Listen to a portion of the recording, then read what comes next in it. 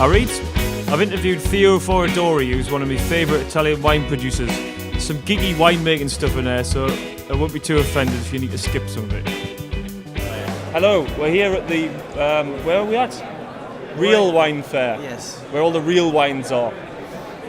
We're here with Fordaori, probably the leading winemaker in the Alto Adige, Trentino area, northeast. I'm from the northeast of England, so Yeah, you're taller. got something in common. These guys make a Pinot Grigio, and English people think that Pinot Grigio is very thin and weak and acidic and boring. But Yes. tell me why it's not. Well, I mean, the English people are quite right, but because it tends to, let's say that the industrial development in agriculture in the 60s and 70s brought the Pinot Grigio to be made in a very simplistic way, you know, no skin contact, you know, Yep. quick and productive. But in fact, we tried in 2013 for the first time in our area to do a longer skin maceration.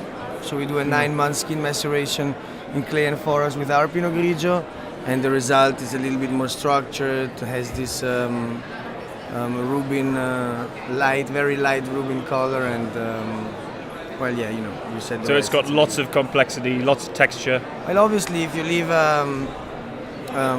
the whole berries together with the juice for 9 months, it extracts more than it would if you just take away most of the. So instead of being a clear acidic liquid, it's a ruby red, orangey liquid. I think that in blind tastings, people also would think it's a red wine to some extent. If you had your eyes closed, you might think it was a red wine. Yeah. Yes, and It's got all that texture and tannins.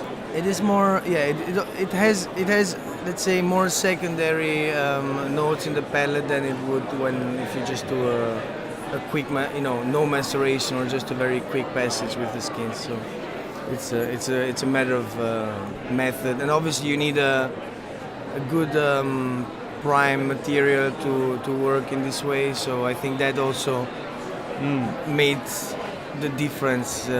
We couldn't do skin contact in this way if we wouldn't work in biodynamics or at least in organic agriculture. I think that makes a big difference. And obviously the indigenous yeasts help to make a transformation which is not standardized, but somehow develops a thing by its own. It also changes more than normal Pinot Grigio year by year. 14 and 15 are very different in color and also in the taste, actually.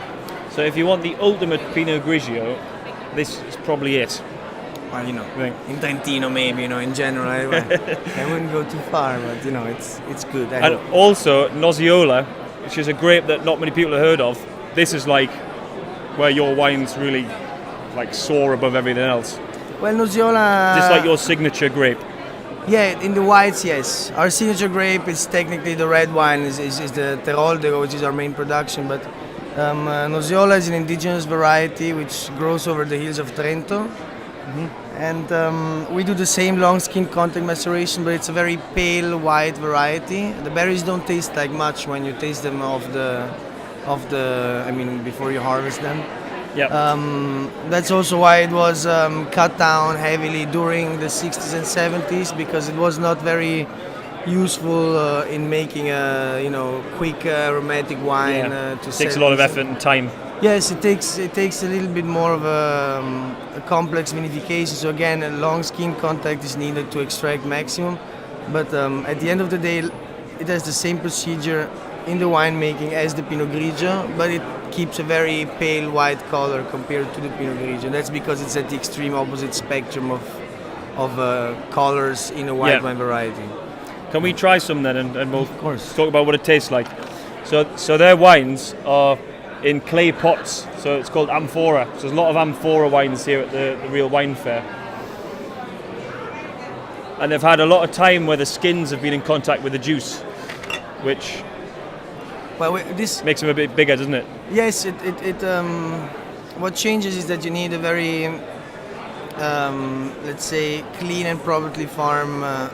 You need very clean and probably farmed grapes to be able to do long skin contact, because if you don't, you can have a lot of problems, because amphoras are amplifiers of organic procedures within the wine. So good things. Got to have amazing wine before you put it in the amphora. But also yes, and if things are not, let's say, done with a lot of attention, it also can have a good prime material to work with. So, what does this Nozziola smell like to you? So 2015 was a very bright vintage. There was a lot of sunlight. So compared to a usual Nozziola, it's a bit less acidic and more. Is it a bit riper? It is riper than usual, yes, especially compared to 14. It's a bit cold, so the smells are not coming out immediately. Yep. But it has a lot of. I'm getting some pear. Yes, that's right, but also like a crisp pear. You also have a slight apricot notes, but not dried apricots. More, it's more fresh. It's a more exotic lighter one. Yes, yes, but without going into the passion fruit, into like the oriental flowers, but more, let's say, Mediterranean sense. Still got the freshness. Fresh fruit. Beautiful. And the texture of it as well is like nothing you've ever had. But mainly because of the skin contact, the amphora stuff, isn't it? Yes, it is more.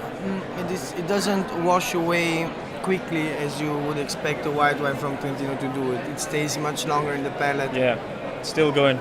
Yes, it's very textural. Yes, you have a different tactile sensation in your mouth, and that's because of the long skin contact. But for me, natural wines also insist on a natural wine style in the taste.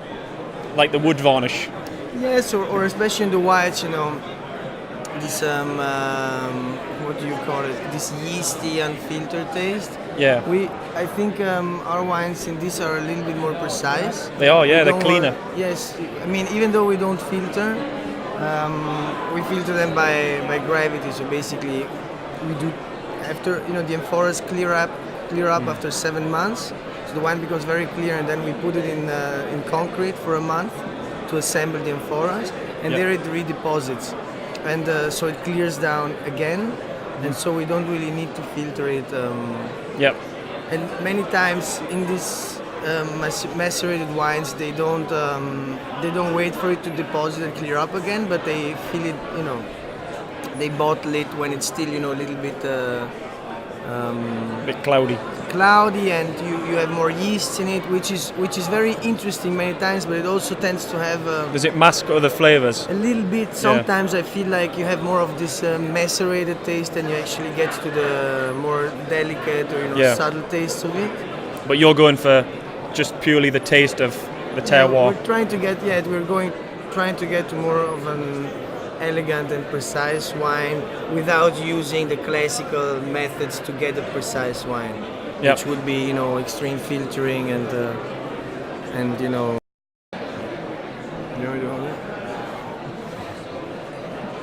So remember this bottle. You're likely to see lots more of Foradori's wines if you can find them. They usually sell out very quickly. So thanks very much. Thank you, man. Pleasure. Thank you very much. I hope you try the reds now. Yes, we can do that. We'll do it off camera. So